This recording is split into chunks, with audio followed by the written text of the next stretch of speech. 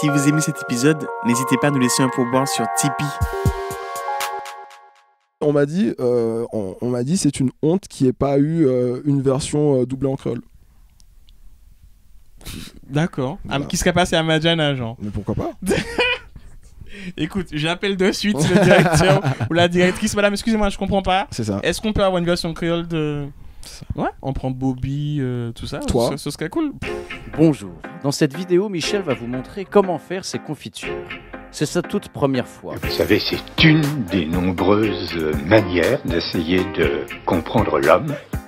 D'accord, je comprends mieux. Salut à tous, Joey, @Geoffrey sur les internets. On se retrouve pour un tout premier épisode de ce qu'on va appeler la culture, la confiture, #LCLC. Je suis avec Kevin qui m'a fait l'honneur d'être mon premier invité. C'est ça. Et merci de nous accueillir, Kevin. Je t'en prie. Aujourd'hui, on va parler de Black Panther. Black Panther. Panther. Avec l'accent, c'est quoi Black Panther? Panther. Ok. J'essaye. Hein. La culture de la confiture, c'est un peu ce que je faisais sur Snapchat avant, où je parle d'un truc que j'ai vu, que je suis allé voir en expo, ou que j'ai lu et qui me paraît intéressant de partager avec tout le monde. Et sauf que là, on a acheté un trépied, et on a acheté un peu de matos et on a mis des racks un peu partout pour faire une vidéo sympa. Voilà. Le succès. #Black Excellence. Pour les gens qui ne te connaissent pas, qui es-tu? Je suis Kevin, je suis guide touristique, je fais les visites du Paris Noir et aussi je co-anime un podcast chez Arte Radio qui s'appelle Le Chip. Le Chip. Le Chip, Un c'est ça. petit bruit buccal. C'est ça, Ouais, tout ça. super. Et donc voilà. On va commencer par parler de qu'est-ce que c'est Black Panther. Ouais. Et comme je sais que toi, t'as bossé dessus, Ouais. tu peux dire un peu qu'est-ce que c'est Black Panther à la base. À la toute base, c'est un comics Ouais, qui date de 1966, 66. qui a été créé donc par Stan Lee et Jack Kirby. Jack Kirby, yes. Donc dans la revue des 4 Fantastiques. Donc un épisode où justement ils vont au Wakanda pour rencontrer le roi du Wakanda qui s'appelle Black Panther. Et donc c'est comme ça qu'ils rentrent dans l'univers des Marvel et là c'est l'adaptation 2018 au cinéma. Souvent, on pose la question. Il semblerait qu'il n'y ait pas réellement de lien entre Black Panther, le comics, et le parti des Black Panther américains, Ouais. même si c'est des trucs qui ont été créés à quelques mois d'intervalle. C'est ça, quoi. c'est dans la même année et même ça, en fait ça a gêné Stan Lee dans les années 70 qui est la confusion entre le parti politique des Black Panthers et sa BD Black Panther, donc il a même changé pendant un moment le nom du héros mais ça n'a pas pris, il l'avait appelé le Black Leopard. Non, ça fonctionne Ça pas. marche beaucoup moins bien. Désolé, monsieur, ça Non. ne passe pas. Donc on est revenu à Black Panther. Voilà, ok. Juste quand tu l'as vu, Ouais. qu'est-ce que tu en as pensé? Moi j'ai été satisfait. J'ai été satisfait parce que le film de toute façon avait un cahier des charges. Donc c'était un Marvel, c'est pas un film en soi où on part dans tous les sens et on fait ce qu'on veut. C'est un film qui a un cahier des charges dans la mesure où il doit s'intégrer au MCU. Et Marvel Comic Universe. Cinematic Universe et donc il y a des films qui arrivent avant, il y a des films qui arriveront après, et donc c'est un peu bête à dire mais il est dans une certaine lignée, donc il y a un style Marvel, il y a des éléments à intégrer, donc ça il y avait des contraintes mais malgré ça déjà c'est vraiment un souffle nouveau je trouve dans la franchise, enfin dans toute la saga. De le mettre dans un univers qui résonne différemment déjà esthétiquement. Yes. Moi je le compare un peu à Thor Ragnarok. ouais. J'ai pas aimé. Euh, J'ai pas aimé du tout. Asgard en fait on s'en branle Ouais, mais ouais. parce que Asgard, t'as envie d'aller à Asgard? Ça a l'air sympa, c'est un peu grec, mais dans le futur, dans mais, l'espace. mais scandinave et mièvre et on s'en fout en fait. Wakanda, tout le monde cherche, ouais, Wakanda.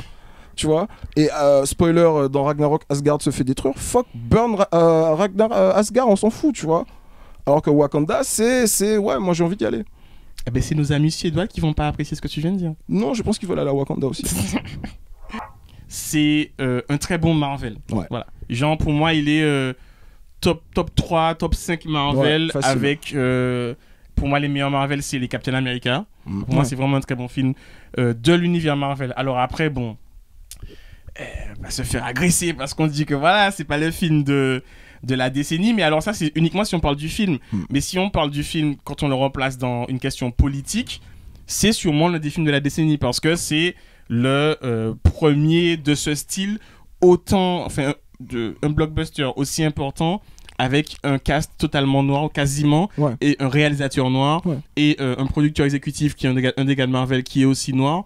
Et du coup, tout ce monde-là, ça crée un produit de qualité pour la population noire américaine principalement, puisque c'est à ce moment-là que je pense que le film s'adresse principalement, mais en général, quoi. C'est un film pour la diaspora. On peut me dire ce qu'on veut, c'est Disney, c'est Hollywood, c'est américain, mais le film pose la question très rapidement. Le personnage d'Eric Killmonger, tout le monde en parle, la performance de Michael B. Jordan, tout le monde en parle, et effectivement lui représente cette espèce de dialogue assez incroyable où on lui dit constamment que lui il est perdu, et on parle souvent de ceux qui sont pas du Wakanda comme les autres, on sait pas qui vous êtes perdu, ça va pas pour vous, c'est un peu votre problème, et lui qui presque, pas du tout presque, mais complètement explicitement parle d'esclavage, d'inégalité, d'injustice, de réparation, de vengeance, de choses comme ça. Et qui fait que tout le monde se pose la question, non mais en fait, là il marque un point le gars. Il a pas tort, mais peut-être que sur la fin il n'a pas tort, mais la question des moyens, comment il veut le faire pour arriver, c'est pas, voilà, tout le monde, c'est-à-dire que en fait c'est un truc, là on part dans des bails un peu complexes, mais la légitimité de la violence, de dire bon tu vois, on célèbre des révolutions et des guerres et des trucs comme ça pour des motifs bien moins justifiables que ceux pourquoi lui se bat, avec des trucs qui sont d'une violence incroyable. Je dis le gars, effectivement, est-ce que la fin justifie les moyens? Oui. Pas d'apologie de trucs bizarres. Alors, si on veut rentrer un peu plus dans les détails des personnages, il y a un petit truc qui me dérange, c'est que j'ai l'impression que Chadwick Boseman, donc T'Challa, Black Panther, dans le film, est un peu en dessous, en fait, dans la construction de son personnage, comparativement à Eric Killmonger, donc, qui est le méchant, le grand méchant du film, qui a vraiment une grosse origin story. En fait, c'est un mec auquel tu peux facilement t'identifier, en fait. Ça, c'est... alors, il ne faut pas spoiler vraiment, mais en gros, c'est plus ou moins un gamin qui est donc en fait un étranger, comme on pourrait dire ici. Alors, le terme n'est pas bon, mais des Antillais qui ont grandi en France, ou des gens d'Afrique qui ont émigré aux États-Unis, qui ont été emmenés aux États-Unis par force, par l'esclavage. On le rappelle. Hein. Et qui, du coup, quand ils sont aux États-Unis, on leur rappelle qu'ils ne viennent pas vraiment des États-Unis, c'est pas vraiment des vrais Américains, tu vois. Comme nous, on leur rappelle des fois qu'on n'est pas forcément des vrais Français. Non, je jamais. Ça t'arrive pas? Non. Mais je vois le mal partout, en fait. Probablement. Et donc, lui, il est intéressant. Et les 3 autres personnages que j'aime énormément, 3-4, c'est les 3 filles. Donc, Lupita Nyong'o qui joue Nakia, Danai Gurira, je vais pas écorcher son prénom, qui joue Michonne dans Walking Dead, pour ceux qui suivent, qui joue Okoye, qui est la chef de la générale du service de protection de Dora Milaje. Les Dora Milaje, le service de protection du roi et du royaume, en fait. Et ma préférée, je pense que c'est le coup de cœur de tout le monde, tous les gens qui ont vu le film, c'est Letitia Wright qui joue Shuri, la petite sœur de T'Challa, qui est plus ou moins la meuf la plus intelligente sur Terre, à côté d'Iron Man, quoi. Elle est au niveau d'Iron Man, et franchement elle tue, elle est géniale, elle est très drôle, elle pète, franchement elle est bien. Pour moi, c'est et en fait on la voit alors pour ceux qui regardent Black Panther maintenant, Black Mirror. Elle est dans Black Mirror, dans le dernier épisode qui est Black Museum. Black Museum, donc elle a vu que des trucs avec Black dedans, en fait. Elle est très corporate. Elle fait tous les trucs Black. All Black, everything. Black, ok. Alors bon, on a parlé de tout ce qu'on aimait dans le film. Est-ce qu'il y a un truc qui te dérange? Est-ce qu'il y a un truc tu te dis, bon, je sais pas? J'ai pas été justement si impressionné que ça par les scènes d'action. Où je trouve qu'on est à peu près dans la moyenne des Marvel en termes de... Les cascades sont belles, il n'y a pas de problème là-dessus, mais il y a des trucs que j'ai déjà vus, tu vois, sur c'est les courses-poursuites en SUV noir, tout ça on a vu et revu. Mais est-ce que tu as vu ça sur du Kendrick Lamar? Non, j'avais jamais vu ça sur du Kendrick Lamar. Voilà, tout à fait. Et puis je trouve, si on doit faire un peu une petite critique aussi en termes justement d'action, je pense que le fait que le méchant lui ressemble beaucoup physiquement, ça donne pas des combats de ouf malade. Mais ça, c'est un peu le côté ado. Mais c'est des combats de frères. Ouais. C'est fratricide, c'est ça. Tu vois, ça. C'est comme si on se bat là. Ouais. Alors, moi j'ai une question, j'ai un truc qui me turlupine. Et je sais pas, enfin c'est pas un truc que j'ai détesté, mais c'est un truc qui m'interroge en fait. C'est la notion, c'est les accents. Alors, je sais pas si ça me dérange parce qu'en fait c'est un peu inégal. Il y a des gens qui, notamment Chadwick Boseman, son accent est très bon. Tu sens qu'il a travaillé, que c'est un truc qu'il travaille depuis un moment, parce qu'il a déjà de toute façon dans Civil War juste avant. Mais il y a certains acteurs qui ont l'accent, qui l'ont pas trop. Il est là, il est pas là. Enfin, genre Forest Whitaker. Il y a des moments, je me dis bon gars, soit tu fais l'accent, soit tu fais pas l'accent. Ouais. Fais pas, voilà quoi. Et donc du coup, je me dis mais en fait, l'accent ils l'ont fait pourquoi ? Parce que s'ils sont dans le pays, ben ils parlent pas anglais normalement. Non, mais ils parlent leur langue. Déjà, je pense que il y a un truc américain déjà, c'est que là on voit ça en version noire, mais quand tu regardes des films blancs historiques où les Américains doivent faire des accents, c'est juste une catastrophe en général. Donc je pense que ça c'est irlandais ou un truc parce que les Américains ne parlent pas d'autre langue que l'américain. Oui, donc tu peux pas imaginer faire quelque chose d'autre que ça déjà, parce qu'il est hors de question qu'on aille regarder un film avec des sous-titres, donc tu vas pas faire ton film dans une langue qui existe déjà. Voilà. Et puis après, donc une fois que tu as je pense cette contrainte qui arrive, je pense que le truc d'essayer de créer un accent national d'un pays, c'est la moins mauvaise solution. Ouais, ok. Moi, c'est vraiment une question. Ouais. Je suis pas. Alors je sais que bien mais sûr. La question de la VF est intéressante. Ouais, voilà. J'allais te dire, bien sûr, en France, il n'y a aucun accent. L'accent n'existe pas. Tout le monde parle parisien. C'est ça. Il n'y a pas d'accent. Bon, ça c'est.